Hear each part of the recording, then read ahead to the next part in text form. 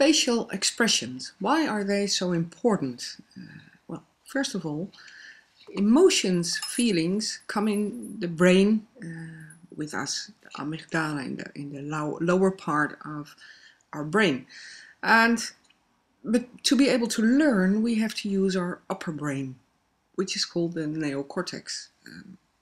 How do animals use that? Well, you can find a lot when you Google on Jake Pentep. He will explain a lot, and I think he's done amazing, great work on finding out about animal feelings. And I say animal, but actually we're exactly the same. Biological, we're not so different.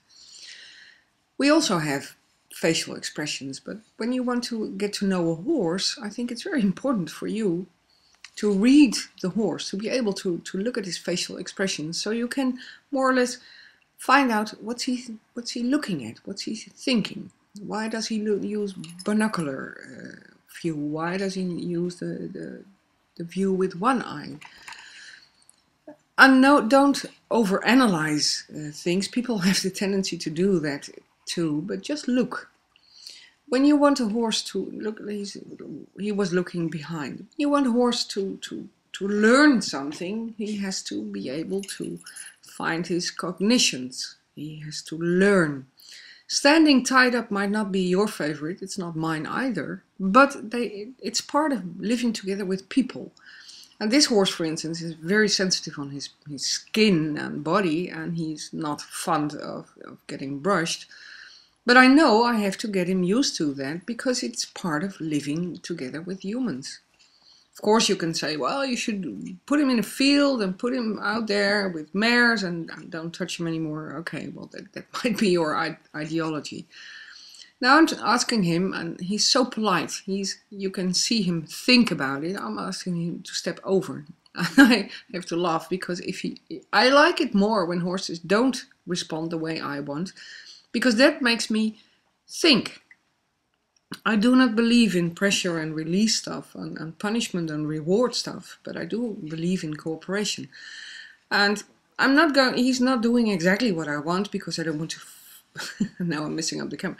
I don't want to film his bottom, but I'm asking him again, please. And I put a little bit more pressure. This is an example of pressure and release, and we use it, and you can see him come back. He stepped already away, but I'm working on his cognition to make it understandable that I can also ask him to do a little bit more. And now he's yawning, and yawning is also a very interesting behavior. Yawning can be caused by several things. It can be pain, it can be telling you I mean well, it can be just an expression of I don't know what to do, I'm confused. And it might be at this moment that he's a little bit confused. I'm brushing him a little bit rough, and you might say, well, you should not do it. Well, it's a very soft brush. It's one of the softest I have. And I think this is also cognitive learning. He has to be able to take the time without any punishment and reward stuff, blah, blah, blah. He has to be able to learn how to stand still on this chain. And I always use a stable halter. I think that's very important. Because if he should pull, I don't want him to get hurt, you know. I think these nylon rope halter stuff are training halters, perhaps. Perhaps you like it. I hate them because they have knots, and those knots hurt on the face. Anyway, now I'm asking him to do some investigation, and I think it's always we underestimate the need of this, you know. When there are many horses who have a saddle on their back but never smelled at a saddle, but they are saddled every day. Now let's see, do a small close-up, let's see how he is showing his face. He's looking behind, you can see where the ear goes, he looks. That's easy to remember. Now you can see how I ask him, he asks me actually, what are you doing? And I say, well, I'm using this.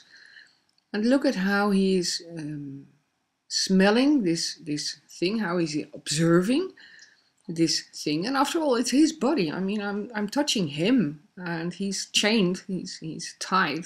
Well, it could also be a rope, that perhaps it would be less impressive.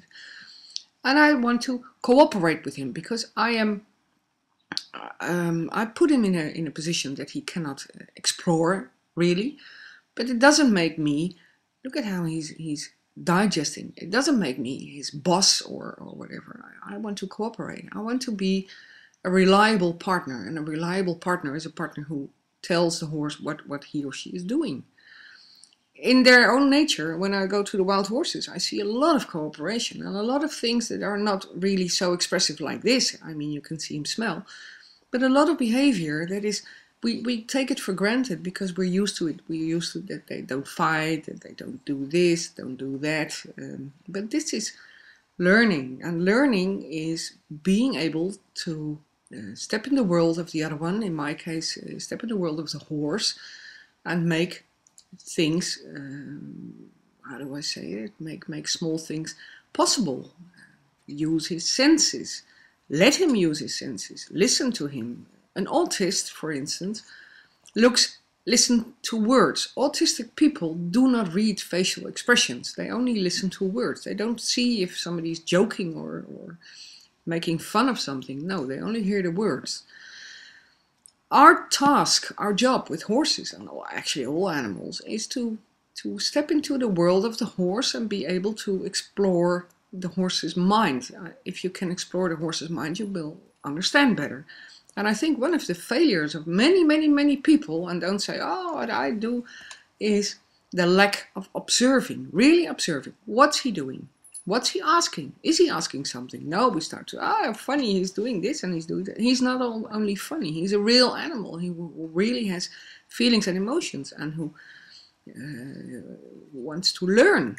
That's what they do. I mean, part of the behavior is instinctual based, of course. A horse eats grass, that's instinctual, that's a biological process. But also a big part is learning how to deal with other horses. How do I do this? Look, he's aware of the chain. And now I'm asking him again to step over, and when I'm finished, he shows a more happy face. I think it's, first of all, it's very interesting to see your facial expressions of your horse and be able to see it in the context. It's very important to see it in the context. Don't cause trouble, but solve trouble. That's what horses do in the wild. When they're together, they solve big and small issues. And like here, I end with a place that he likes. He likes it when I brush him there.